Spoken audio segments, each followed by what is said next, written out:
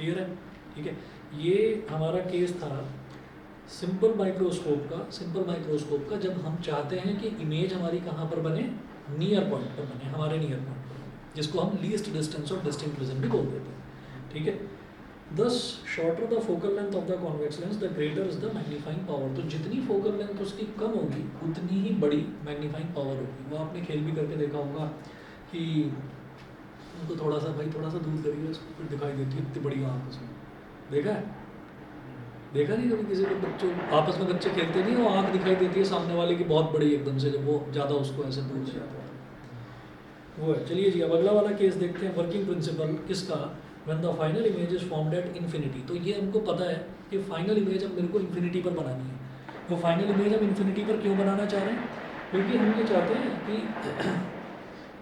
चाहते हैं कि जो चीज़ है उसको हम जरा कंफर्टेबली रिलैक्स्ड मोड में पढ़ें, उसको देख पाएँ।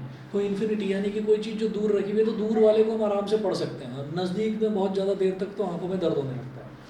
तो अब नेक्स्ट है हमारा case when the final image is formed at infinity. तो जब इन्फिनिटी पर इमेज बनानी है तो हमें क्या करना होगा कि ऑब्जेक्ट को कहाँ रखना होगा? फोकस पर रखना होगा। ऑब्जेक्ट को फोकस पर रखेंगे तो इमेज अपने आप ही इन्फिनिटी पर बनेगी। देखिएगा, when the object is placed at the focus of the convex lens, the image is formed at infinity, which is more suitable and comfortable for viewing by the relaxed eye। ठीक है, तो अब जरा देखिए इसका डायग्राम क्या होगा।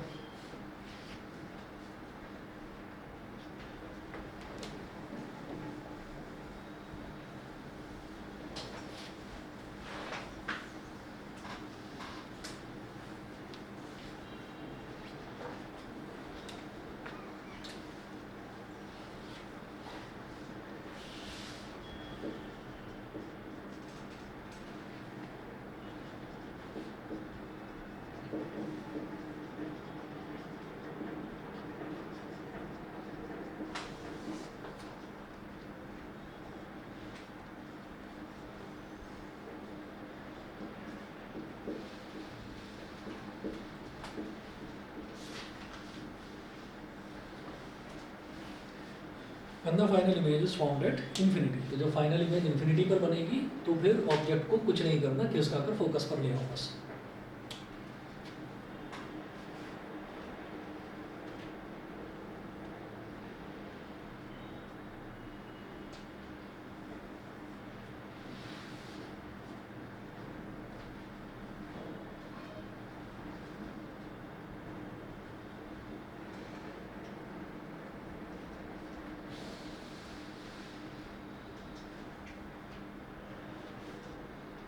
तो एक ray of light principal axis के जो पैरेलल है वो फोकस से होकर गुजर गई, दूसरी रे ऑफ लाइट को ऑप्टिकल सेंटर से गुजारा, वो पैरेलल बन गई।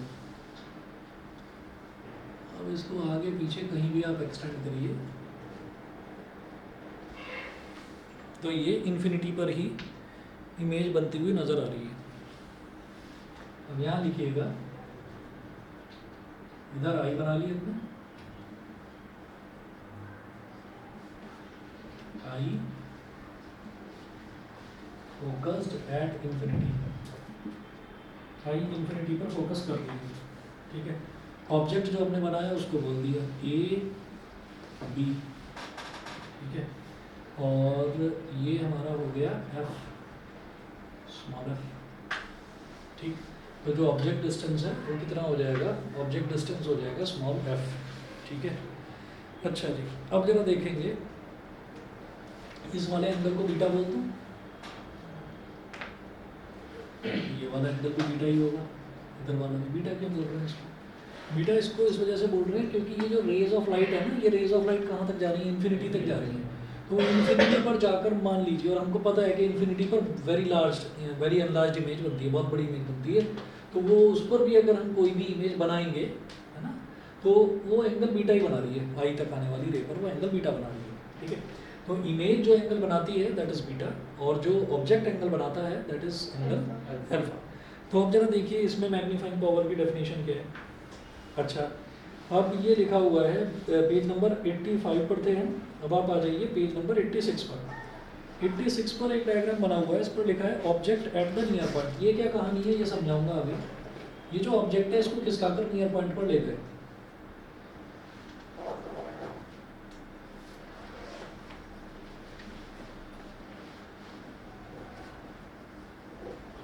ऑप्टिकल सेंटर से नियर पॉइंट, ये हो गया हमारा डी, कैपिटल डी। ये वाले एंगल को हमने अल्फा बोल दिया, ए बी, और इसको एच बोल दिया मैंने, हाइट ऑफ ऑब्जेक्ट को एच बोल दिया, ठीक है। चलिए जी, अब जरा देखिए magnifying power. It is defined as the ratio of the angle formed by the image when situated at infinity. Image तो इंफिनिटी पर है, ठीक है। When situated at infinity at the eye to the angle formed by the object at the eye when situated at near point. यानी कि जो हमारा object है ना, ऑब्जेक्ट नियर पॉइंट पर ही रहेगा, ठीक है। अब इसको रटने की जरूरत नहीं है, आप ये समझ लीजिए आप माइक्रोस्कोप से कर क्या रहे हैं, किसी छोटी चीज़ को बड़ा करके देख रहे हैं, किसी छोटी चीज़ को बड़ा करके देख रहे हैं। तो माइक्रोस्कोप से ऐसा थोड़ी है कि उस छोटी चीज़ को कहोगे चल भाई तू बहुत दूर उसको रखो और यहाँ से उसको देखेंगे, ठीक है। तो जब भी हम माइक्रोस्कोप से किसी चीज़ को देखेंगे तो नज़दीक ही तो रखेंगे। तो नज़दीक कहाँ पर रखना है, ऑब्जेक्ट को कहाँ पर रखना है, उतनी दूरी पर रखना है जितने नॉर्मल इंसान पढ़ सके, है ना। तो उतनी दूरी पर रखना है उस चीज़ को, ठीक है। पढ़ना है या ऑब्जर्व करना है, जैसे वो अनियन पील वगैरह को ऑब्जर्व करते हैं कि भाई उसमें कहाँ पर वो सेल के वो सारी चीज़ें हैं, वो सेल ऑर्गेनिजीज कहाँ पर बन रही है। तो हम ये कहेंगे कि जो हमारा ऑब्जेक्ट है ना, वो चाहे पहला वाला केस हो चाहे दूसरा वाला केस हो, ऑब्जेक्ट हमारा नियर पॉइंट पर ही रहेगा, ठीक है।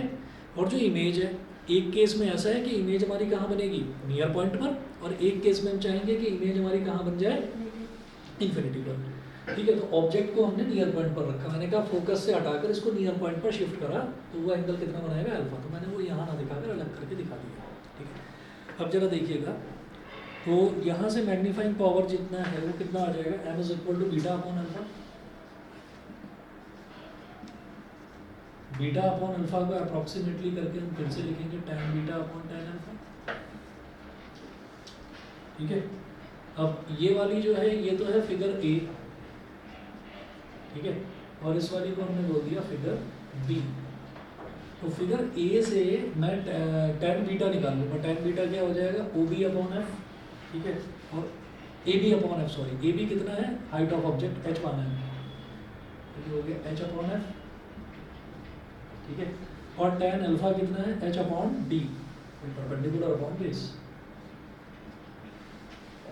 एच से एच कैंसिल आउट हो गया।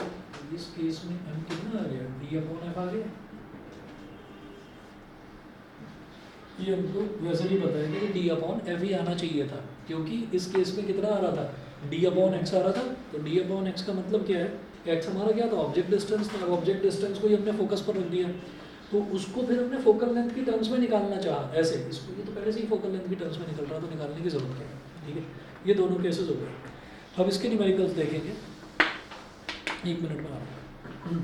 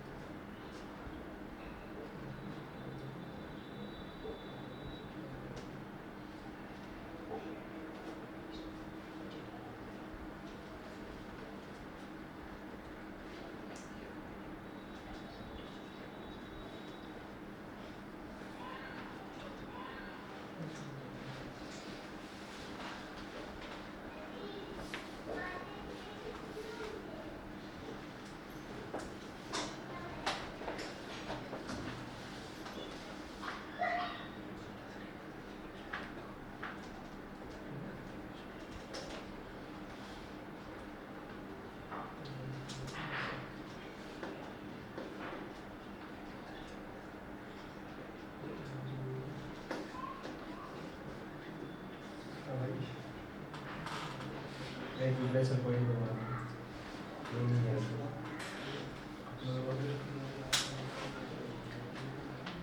कभी देखा है डॉक्टर रिप्लेसमेंट करता है रिप्लेसमेंट पॉइंट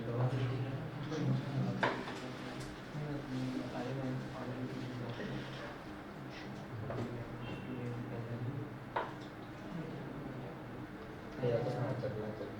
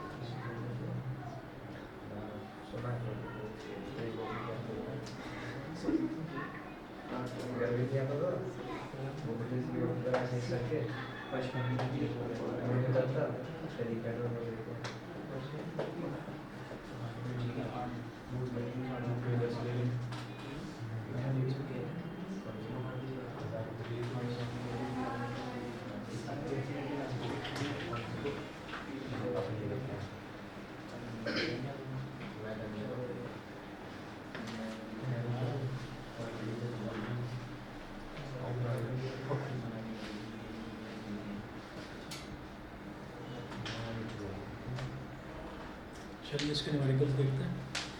फर्स्ट क्वेश्चन देखिएगा, a thin convex lens of focal length 5 centimetre is used as a simple microscope by a person with normal near point 25 centimetre. What is the magnifying power of the microscope?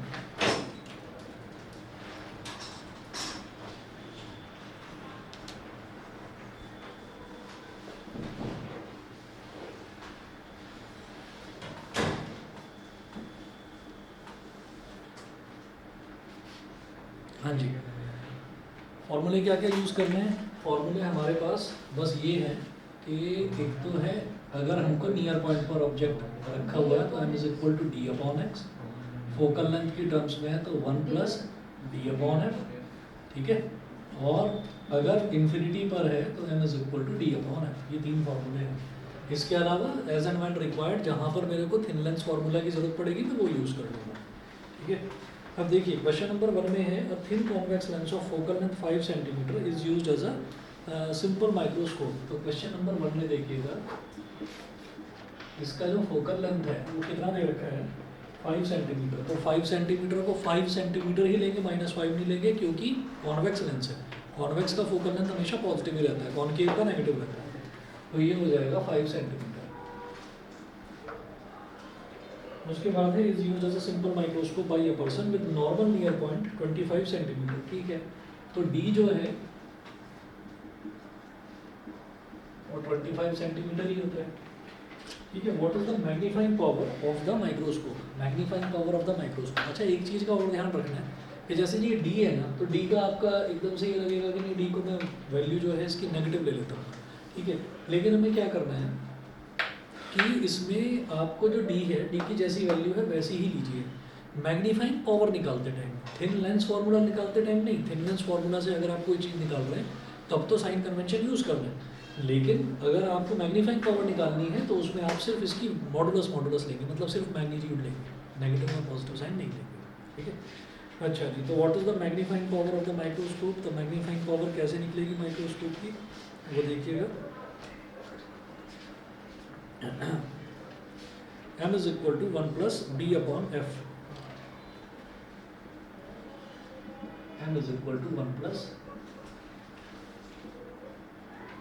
d upon f, ठीक है। तो m is equal to 1 plus d upon f यही क्यों use कर रहे हैं? क्योंकि उन्होंने बोल दिया, इन्होंने पहले ही ये बोल दिया है, a thin convex lens is used as a simple microscope by a person with normal near point। इसका मतलब क्या है कि वो नियर पॉइंट पर ही इमेज भी बनाना चाहता है, ठीक है। इसलिए 1 प्लस डी अपॉन एफ, नहीं तो डी अपॉन एफ यूज़ करते हैं अगर इन्फिनिटी पर बनानी होती तो, ठीक है। तो डी अपॉन एक्स क्यों नहीं यूज़ किया? डी अपॉन एक्स क्यों नहीं यूज़ करा? क्योंकि 1 प्लस डी, अच्छा डी अपॉन एक्स यूज़ इस वजह से नहीं करा कि यहाँ पर क्या है कि इन्होंने फोकल लेंथ दे रखी है, तो हमें फोकल लेंथ के टर्म्स में दे रखा है डी और एफ है, तो ज़्यादा बेटर वही है, वही निकालूंगा। ठीक है, अच्छा अब इसके बाद अच्छा ये क्या है कि भाई x जो है वो x मेरे को कब पता चलेगा, जब वो बता देंगे कि आपने उसको इतनी दूरी पर रखा हुआ है, तो उतनी दूरी पर उसको रखेंगे तो हमको पता चल जाएगा कि हमारी इमेज नियर पॉइंट पर बनती है। तो 1 + 25/5 5 5 25 और ये सीधे सीधे आ गया 6। ठीक है, तो 6 कोई यूनिट मत लिख देना इसकी, ठीक है, मैग्नीफाइंग पावर की यूनिट नहीं होती, यूनिट लेस होता है। आगे चलिएगा, अगला क्वेश्चन। तो ये वाला जो क्वेश्चन था ना, ये वाला क्वेश्चन बोर्ड में तो नहीं आया है पर एनसीईआरटी का है, तो इसलिए इम्पोर्टेंट है। तो देखिएगा जी, अगला देखते हैं। अगला क्वेश्चन है, a man with normal near point 25 centimetre reads a book with small print using a magnifying glass. इसका मतलब क्या है कि इन्फिनिटी पर नहीं रखना चाहता वो नज़दीक में बैठकर नज़दीक में ही उसको पढ़ना चाहता है। तो a man with normal near point 25 centimetre reads a book with small print using a magnifying glass, a thin convex lens of focal length 5 centimetre. ठीक है, तो देखिएगा इसमें ये बोल रहे हैं what is the closest and the farthest distance eight which he can read, closest distance and farthest distance eight which he can read the book when viewing through the magnifying glass. तो closest distance का मतलब क्या है कि वो चाहता है कि इमेज जो है वो वहीं पर बन जाए, आपका नियर पॉइंट पर ही बन जाए। तो जरा फर्स्ट पार्ट देखते हैं इसका। जो वैल्यूज दे रखी हैं पहले तो वो लिखेंगे। फोकल लेंथ कितना दे रखा है 5 सेंटीमीटर, फोकल लेंथ 5 सेंटीमीटर दे रखा है, और आपका जो नॉर्मल नियर पॉइंट है वो तो लिखने की जरूरत ही नहीं है। ठीक है, तो फॉर सबसे पहले देखेंगे फॉर द क्लोजेस्ट डिस्टेंस।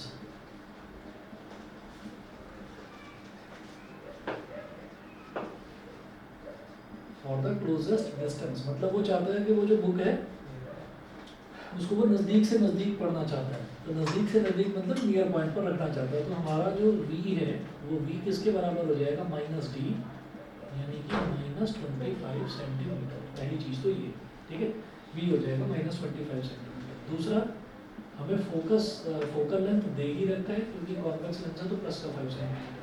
ठीक है, by thin lens formula by, तो अगर फोकस से आगे रखेंगे तो इमेज इन्वर्टेड नहीं बन जाएगी। हाँ कैसे? नहीं, अगर फोकस से आगे ऑब्जेक्ट को रखेंगे तभी तो ये तो इमेज डिस्टेंस है ना। तो बाई थिन लेंस फॉर्मूला, तो for the closest distance, closest distance मतलब मेरे को यूं ही निकालना है। क्लोजेस्ट डिस्टेंस मैं बुक को कितने नज़दीक पर रखूँ, कहाँ पर रखूँ कि मैं आराम से उसको पढ़ सकूँ। ठीक है, और थोड़ा सा बड़ा भी हो जाए। ठीक, तो अब आप ये देखिएगा ये कितना हो जाएगा 1/v -1/u is equal to 1/f, 1/-25 -1/u is equal to 1/5। ठीक है, और इसको चलो ऐसे ही -1/u is equal to 1/5 plus 1/25। ठीक है, इस तरफ करते हैं।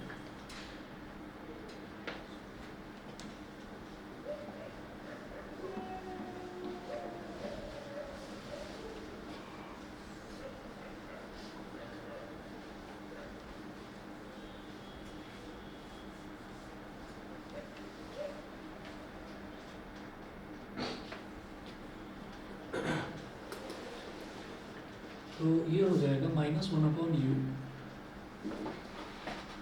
इज इक्वल टू 5 और 25 का एलसीएम हो जाएगा 25, 5 5 25,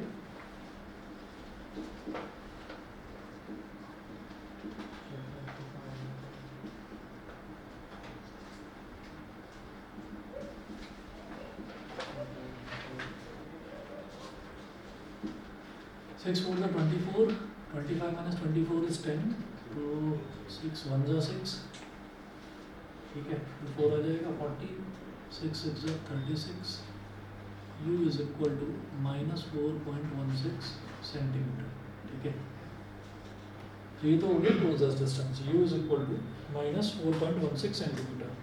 आंसर दे रखा है -4.2। ठीक है, चलेगा।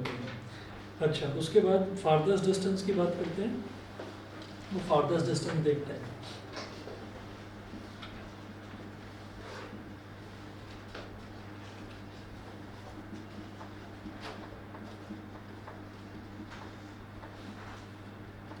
फार्देस्ट डिस्टेंस का मतलब ये है कि अब जो हम इमेज चाहते हैं वो कहाँ बन जाए, इन्फिनिटी पर बन जाए।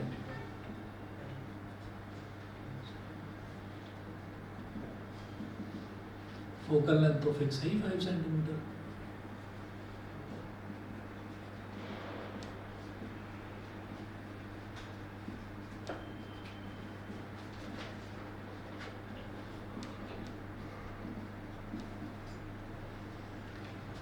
तो -1/u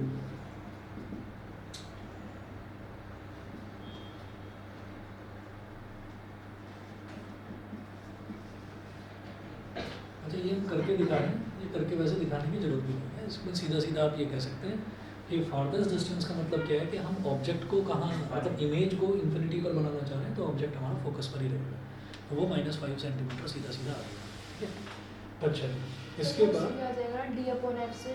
d/f से आ जाएगा। अब देखिए ये बोल रहे हैं what is the maximum and minimum angular magnification. Angular magnification, ये जो मैग्नीफाइंग पावर हमने निकाला है ना, मैग्नीफाइंग पावर को ही हम एंगुलर मैग्निफिकेशन भी बोल देते हैं। ठीक है, तो व्हाट इज एंगुलर मैग्निफिकेशन, क्यों, क्योंकि उसमें एंगल्स का रेशियो निकालते हैं। ठीक है, तो what is the maximum and minimum angular magnification possible using the above simple microscope. तो इस सिंपल माइक्रोस्कोप को यूज करके मैक्सिमम और मिनिमम एंगुलर मैग्निफिकेशन कितना निकलेगा। तो भाई मैक्सिमम एंगुलर मैग्निफिकेशन कब होगा, मैक्सिमम एंगुलर मैग्निफिकेशन जब हमारा ये मिटा जैसे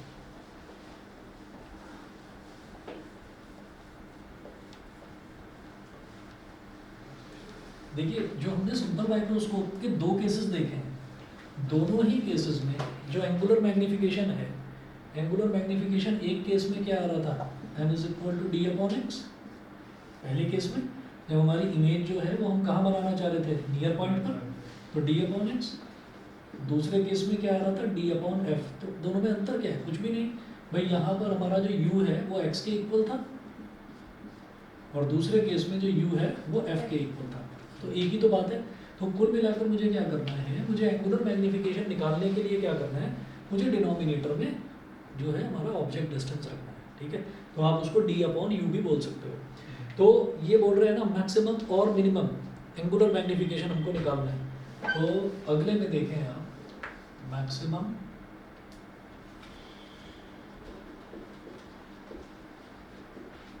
एंगुलर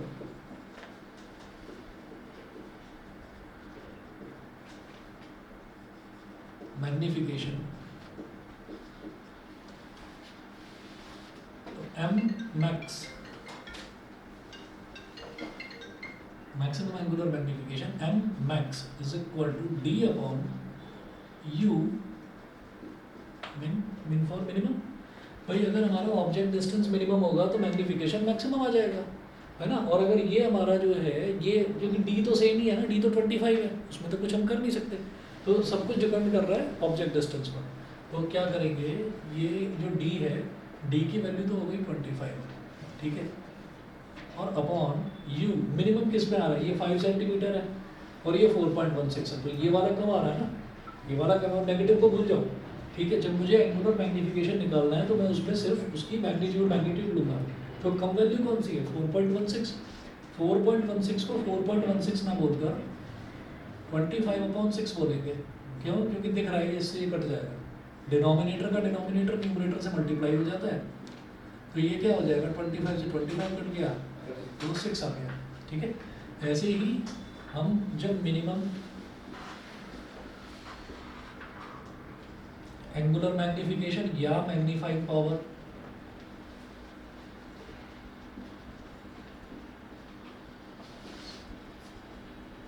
तो m मिनिमम, ये क्या हो जाएगा, d/u max।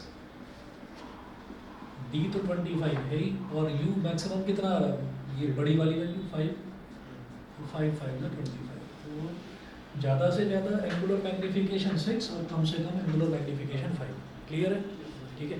अच्छा, इसके बाद जरा देखिएगा, इसी क्वेश्चन में कुछ और पूछा है इन्होंने, नहीं, यही दो पार्ट्स थे। चलिए जी अगला क्वेश्चन देखिएगा। अगला क्वेश्चन में क्या दे रखा है इन्होंने, ये थोड़ा सा इंपॉर्टेंट है अगला क्वेश्चन, क्योंकि अभी ये इसमें तो कोई प्रॉब्लम नहीं आई होगी ना दोनों क्वेश्चंस में। अगला वाला देखेंगे तो अगले वाले में एक छोटी सी चीज़ है ध्यान देने वाली। देखिए क्या है, A figure divided into squares, each of size 1 millimeter square, is being viewed at a distance of 9 centimeter. तो अब तक अगर हमने कोई फिगर देखी है, फिगर मतलब ऑब्जेक्ट देखी है, तो ऑब्जेक्ट को हम इस तरीके से ले लेते हैं, ये ए बी, ये ऑब्जेक्ट हो गया. इस बार ऑब्जेक्ट जो है वो थोड़ा सा वो इस तरीके से रखा हुआ है, वो ऐसे रखा हुआ है. अभी तक तो क्या था कि स्ट्रेट लाइन थी, है ना, लेकिन अब ऑब्जेक्ट इस तरीके से रखा हुआ है और इसको भी हमने 1, 2, 3 और 4 छोटे छोटे स्क्वायर्स में डिवाइड कर रखा है. ठीक है, और हर स्क्वायर का जो एरिया है वो 1 मिलीमीटर स्क्वायर है. ठीक है, तो एरिया वाला क्वेश्चन अभी तक हमने नहीं देखा था, आप देखेंगे. तो क्या है, a figure divided into squares each of size 1 millimeter square is being viewed at a distance of 9 centimeter. यानी कि वो जो फिगर रखी हुई है, वो जो ऑब्जेक्ट रखा हुआ है वो 9 सेंटीमीटर की दूरी पर रखा है. u दे रखा है, u मतलब x दे रखा है 9 सेंटीमीटर. तो ऑब्जेक्ट डिस्टेंस हमेशा लेफ्ट में ही लिया जाता है, तो u तो हो गया -9 सेंटीमीटर.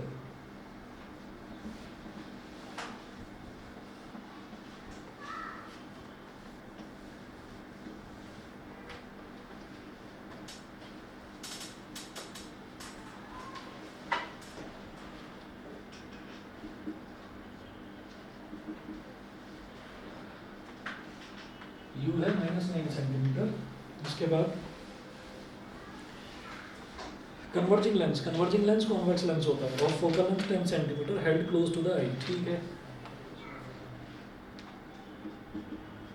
फोकल लेंथ प्लस का 10 सेंटीमीटर क्योंकि कॉन्वेक्स लेंस है. What is the magnification, image size upon object size. What is the magnification produced by the lens, how much is the area of each square in the virtual image. हर एक square का area कितना होगा virtual image में, आप ये बताइए. ठीक है, तो सबसे पहले वो पूछ रहे हैं what is the magnification, image size upon object size. Magnification निकालते हैं. याद रखिए एंगुलर मैग्निफिकेशन नहीं पूछ रहे हैं, मैग्निफिकेशन, इसीलिए ब्रैकेट में दे भी रखा है image size upon object size. तो देखिए क्या है यहाँ पर फर्स्ट पार्ट में 1/v minus 1/u is equal to 1/n.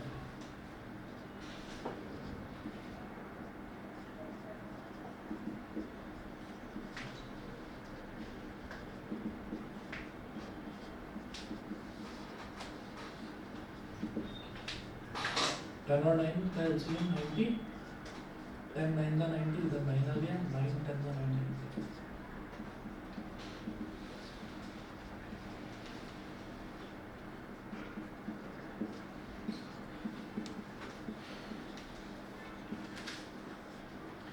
v is equal to -90 centimetre.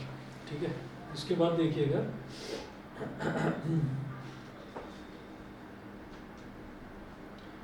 फिर हम निकालेंगे मैग्निफिकेशन.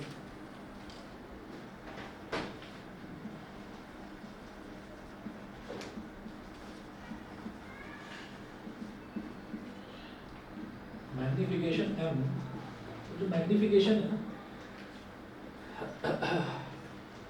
मुझे उसके सिर्फ मैग्नीट्यूड से मतलब है, v/u का सिर्फ मैग्नीट्यूड लूँगा. ठीक है, वैसे भी कोई प्रॉब्लम नहीं है, अगर आप सीधा भी निकालेंगे तो ये भी नेगेटिव है और ये भी नेगेटिव है, नेगेटिव से नेगेटिव वैसे भी कट जाएगा. तो m is equal to -90 upon -9.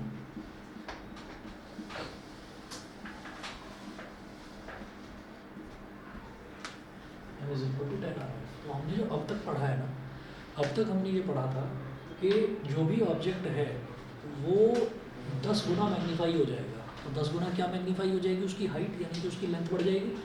अभी है स्क्वायर प्लेट, तो स्क्वायर प्लेट में हम ये कहेंगे area of each square plate. जैसे मान लीजिए कोई 5 सेंटीमीटर का था, मान लीजिए ऑब्जेक्ट की हाइट जो है वो 5 सेंटीमीटर थी, तो इमेज की हाइट कितनी हो जाएगी मैग्नीफिकेशन से बता दो. 50 है ना. m is equal to v upon u, तो v कितना हो जाएगा m इंटू यू, तो वो 50 हो जाएगा. ठीक है, अब क्या होगा, area of each square plate.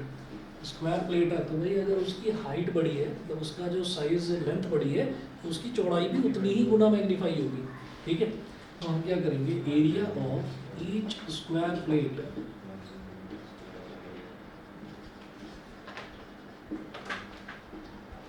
Is equal to 10 का स्क्वायर इंटू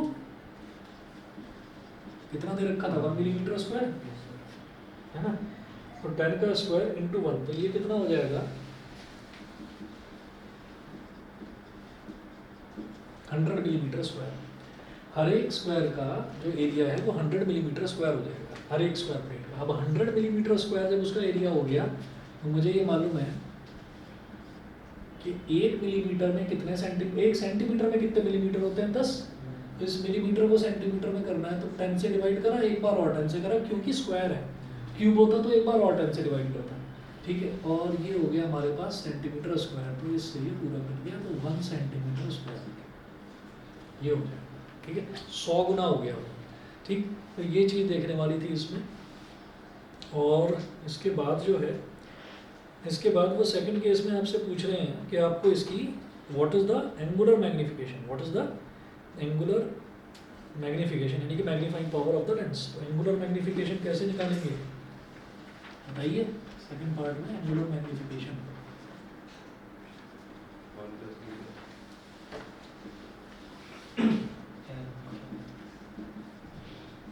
और ये बड़ी अजीब बात है कि दोनों के लिए एनसीईआरटी हो, एसएल अरोड़ा हो, कुछ भी हो, दोनों के लिए एम ही यूज़ करा है उन्होंने, तो इसलिए मैंने इसको एंगुलर मैग्नीफिकेशन लिख दिया है ऐसे। ये क्या हो जाएगा डी अपॉन यू, और यू की मतलब हम इसका पूरे का ना पॉजिटिव वैल्यूज ही लेते हैं, मॉड ही लेते हैं। तो डी तो भाई 25 है, और यू कितना निकाला था, यू 9 दे रखा था, है ना। 9 25 अपॉन 9, तो वैल्यू निकालना इसकी कितना हो जाएगा 9 2 ज़ा 18, 25 माइनस 18 इज 7, 7 0 17, 9 7 ज़ा 63, तो 7 आ गया, यही आता है, तो 2.77। थर्ड पार्ट देखिएगा इसका। थर्ड पार्ट में वो पूछ रहे हैं कि is the magnification in first equal to the magnifying power in second, explain. तो आप ये कहेंगे कि नहीं भाई इक्वल नहीं होगा, और फिर वो कह रहे हैं एक्सप्लेन। तो एक्सप्लेनेशन में आपको क्या करना है, आपको मैग्नीफिकेशन की जो डेरिवेशन है वो लिख देंगे, जो डेफिनेशन है सॉरी वो लिख देंगे, और एंगुलर मैग्नीफिकेशन की जो डेफिनेशन है वो लिख देंगे।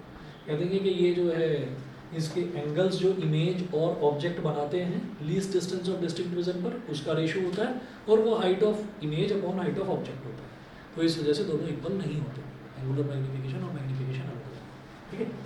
चलिए इसके बाद जो है ना, जो मैंने अभी ये 2 क्वेश्चन आई थिंक 2-3 जो क्वेश्चन कराए हैं, इसके बाद मैंने 2 क्वेश्चन और इसमें इंक्लूड करे हैं, वो दोनों भी बड़े इंपॉर्टेंट हैं। वो दोनों नेक्स्ट क्लास में करा के फिर आगे कंपाउंड माइक्रोस्कोप पर बढ़ते हैं। और कल आपकी एक्स्ट्रा क्लास रहेगी, तो वही आधे घंटे की रात में रखूँगा, 9 से 9:30 या 9:15 से 9:45 तक वो रखेंगे। जो आना चाहे आ सकता है, नहीं तो ऑफलाइन जैसे ऑनलाइन चल रहा है, ठीक है। चलिए जी, फिर आज इतना ही करते हैं।